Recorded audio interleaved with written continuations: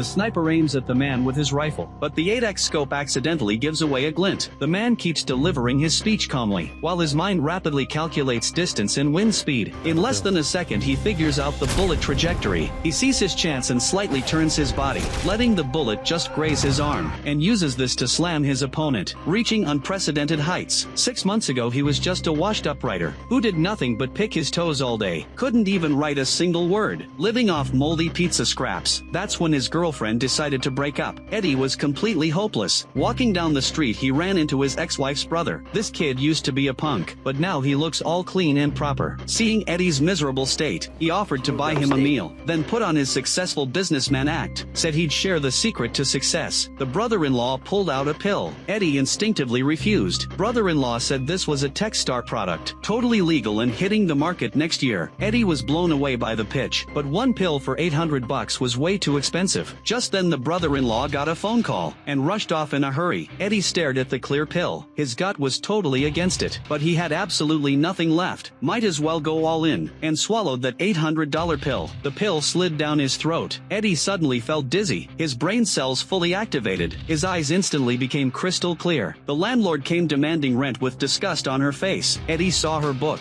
Just from the corner he guessed her struggles, accurately described the author's life story, offered unique insights on the bar exam. The landlord was absolutely thrilled. Back home Eddie had unlimited energy, completely cleaned up his entire room, but his brain was so active it wouldn't stop. Endless inspiration just poured out. His fingers flew across the keyboard. That day he finished a masterpiece, but when he woke up he was back to square one. Yesterday felt like a dream. At least the work was still there, so he rushed it to the publishing house editor. The chief editor knew his writing sucked, but couldn't resist his persistent begging, so reluctantly agreed to take a look. Eddie barely got home when he got the message. The chief editor was blown away after just a few lines. Promised him a fortune in royalties, millions for exclusive rights. Eddie nearly lost his mind with joy. Finally experienced the pill's true power, thinking that $800 was totally worth it.